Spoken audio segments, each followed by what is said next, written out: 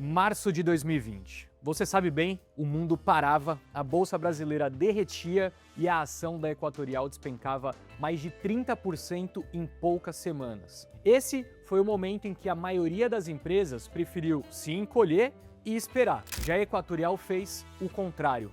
Acelerou. Nos anos seguintes, emendou uma das maiores ondas de aquisições da sua história. Distribuidoras quebradas, saneamento, geração renovável e depois até mesmo uma fatia bilionária na Sabesp. Boa parte financiada com dívida, venda de ativos e emissão de ações no pior ciclo de juros em 20 anos. Mas será que era possível comprar infraestrutura pelo Brasil inteiro, usando dívida com juros altos e na contramão de todos sem quebrar? Meu nome é Henrique Stetter e esse é o Pulso do Mercado. A nossa história começa, na verdade, muito antes da pandemia, lá no Maranhão, com a Semar, a distribuidora quebrada sob intervenção da ANEEL, com operação deteriorada e serviço ruim. A Equatorial assumiu a Semar lá em 2004, reduzindo perdas, melhorando a cobrança, investindo na rede e capturando o ganho regulatório. O movimento deu certo e virou manual para o que viria no futuro. A Equatorial repetiu o processo no Pará, no Piauí e em Alagoas, sempre com concessões problemáticas, preços de controle baixos em troca de dívida assumida e operações melhores que a dos donos anteriores. Foram mais de 20 anos fazendo isso. Só que quando veio a pandemia e o medo generalizado tomava conta, a Equatorial enxergou o oposto do mercado. Onde havia medo, viu oportunidade de ativo barato. Esse processo se escancarou e ganhou força em março de 2021, quando a empresa arrematou a distribuidora do Rio Grande do Sul com preço pelo controle de apenas R$100 mil, mas com a obrigação de assumir uma dívida de 4 bilhões e 100 milhões de reais. Em junho, levou a CEA do Amapá do mesmo jeito. Uma outorga simbólica de cerca de R$50 mil, com o compromisso de capitalizar a estatal e abater uma dívida de mais de 3 bilhões. Já em setembro, resolveu colocar o pé no setor de saneamento, que começava a ficar quente com a aprovação do marco legal. A empresa venceu a concessão de água e esgoto do Amapá com um lance de 930 milhões de reais, 19 vezes o valor mínimo e com 20% de desconto na tarifa. Tão fora da curva que a disputa nem chegou na etapa viva voz do leilão. Para se ter uma ideia, o segundo colocado havia oferecido apenas 426 milhões de reais. Porém, foi justamente aí que nasceu a primeira grande desconfiança. O BTG escreveu uma frase que ia perseguir a Equatorial por 3 anos. A empresa estava, abre aspas, deixando a concorrência para trás, mas a que custo? Menos de um mês depois, no dia 28 de outubro de 2021, veio o maior cheque até então, a compra da Ecoenergia, uma plataforma de geração eólica e solar, por 6 bilhões e 700 milhões de reais. Sendo assim, em poucos meses, a Equatorial tinha aberto 3 frentes de negócio de uma só vez: distribuição, saneamento e geração. Enquanto isso, o mercado se dividia. A XP chegou a elevar a recomendação para compra e chamou a Equatorial de a gigante que nunca dorme. Dias depois, o Itaú BBA acendeu a luz amarela. O banco via valor em parte das aquisições, mas alertava que outras dependiam de premissas mais agressivas, destacando justamente a Ecoenergia. Entre setembro e novembro de 2021, enquanto o mercado digeria os movimentos, a ação saiu da casa dos R$26 para menos de 23. Mas não parou por aí. Em setembro de 2022, foi a vez de anunciar a compra da Celg, a distribuidora de Goiás da italiana Enel, por 1 bilhão e 575 milhões de reais, além de assumir quase 6 bilhões de reais em dívida líquida. Mas nesse caso, apesar do alto valor, o mercado enxergava que o preço embutia um desconto relevante sobre o valor regulatório da base de ativos. Ou seja, o mesmo manual novamente, só que agora numa escala muito maior. Mas comprar tanto cobra seu preço, e a conta veio com o juro. A Selic disparou para 13,75% rapidamente e a dívida cara apareceu. No primeiro trimestre de 2023, o lucro líquido despencou quase 72%, prejudicado por uma despesa financeira de 1,5 bilhão de reais. Em meio a essa mudança de cenário, apareceu o primeiro cético sobre a tese. Em novembro de 2023, com a dívida líquida já rondando 3 vezes o seu EBITDA, o JP Morgan decidiu rebaixar a recomendação para neutra. Pela primeira vez, então, a desconfiança tinha a assinatura de um banco global e ela ainda ia crescer. Em julho de 2024 veio a aposta que mais surpreendeu o mercado: 6,9 bilhões de reais pagos por 15% da Sabesp, a maior empresa de saneamento do país, no processo de privatização em São Paulo. A Equatorial se tornaria então investidora de referência, o sócio estratégico que o Estado precisava para fechar a privatização.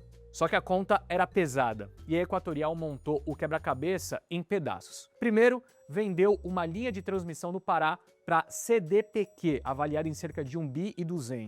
Em segundo lugar, fez um aumento de capital de 2 bilhões e 500 milhões de reais em agosto de 2024 a R$ 32,50 por ação. E em terceiro, tomou um empréstimo ponte de mais de 5 bilhões de reais corrigidos pelo CDI. É importante entender também que o aumento de capital ajudava a pagar a Sabesp, mas diluía quem já era acionista, porque um volume maior de ações passavam a dividir o mesmo lucro. Após tudo isso, a alavancagem pulou de 3,3 para perto de 3,8 vezes, enquanto a Selic só subia.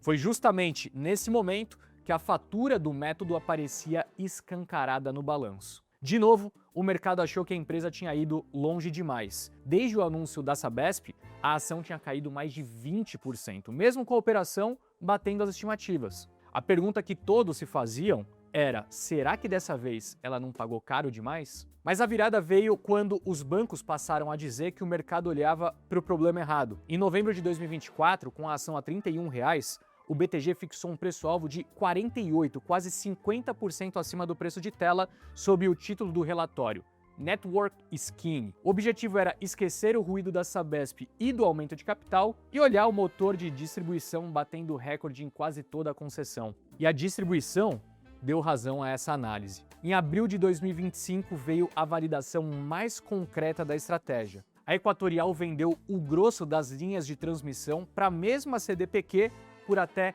9,4 bilhões de reais. Eram ativos que ela construiu nos leilões de 2016 e 2017 e que, já maduros, valiam muito mais parados do que custaram. Na apresentação da venda, a própria empresa calculou quase 8 vezes o capital investido e uma taxa real de retorno acima de 36%. Foi um movimento necessário para desalavancar de uma vez. Como resumiu o CEO Augusto Miranda, o segredo então era comprar bem, vender bem e estar preparado para as oportunidades. A partir daí, a ação que vinha apanhando deslanchou. Em abril de 2026, bateu a máxima histórica de R$ 46,32. Mas a vitória escondia um problema na aposta que mais fugiu do roteiro: a geração. Ao fechar o balanço de 2025, a Equatorial reconheceu que a Ecoenergia valia menos do que custou e representando então uma baixa de 3 bilhões e meio em impairment, dos quais cerca de 3,2 bi eram justamente ligados à Ecoenergia. O motivo tem nome: curtailment. Basicamente, o parque gera energia,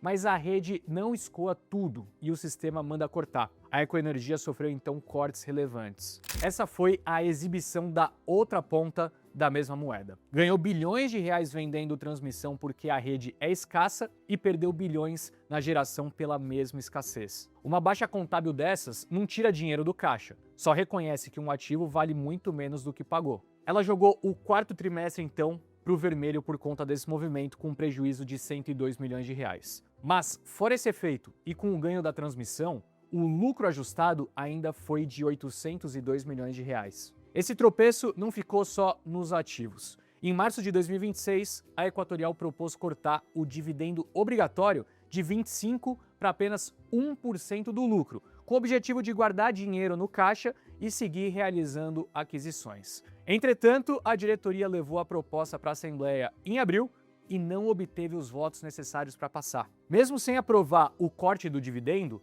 o balanço de maio de 2026 mostrou alívio no endividamento. No primeiro trimestre, o EBITDA ajustado chegou a 2 bilhões e 900 milhões de reais, acima do consenso de mercado, enquanto a alavancagem recuou para 2,7 vezes depois da venda de transmissão. O alívio, porém, tem prazo. Com o pico de investimentos em CAPEX da Sabesp, o Goldman projeta uma alavancagem voltando para perto de 4,7 vezes em 2026, queimando caixa ao invés de gerar.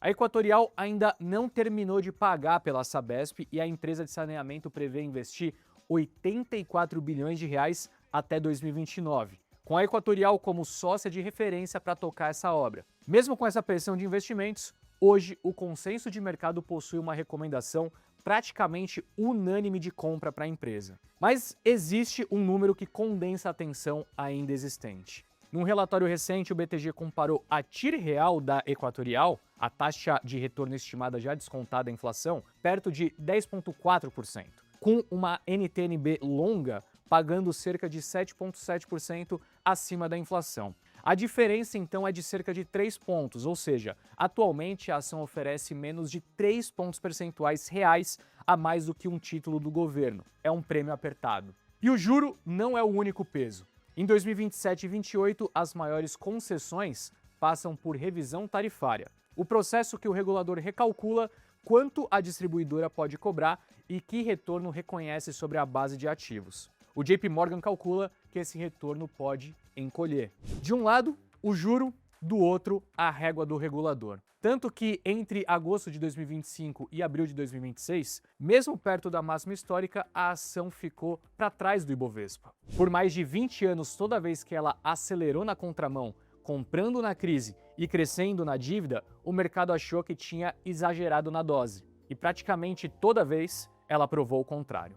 A pergunta que sobra, agora que a ação já bateu máxima histórica e o juro segue lá em cima, é: a Equatorial ainda está comprando barato ou o mercado finalmente está cobrando o preço certo pelo risco da empresa?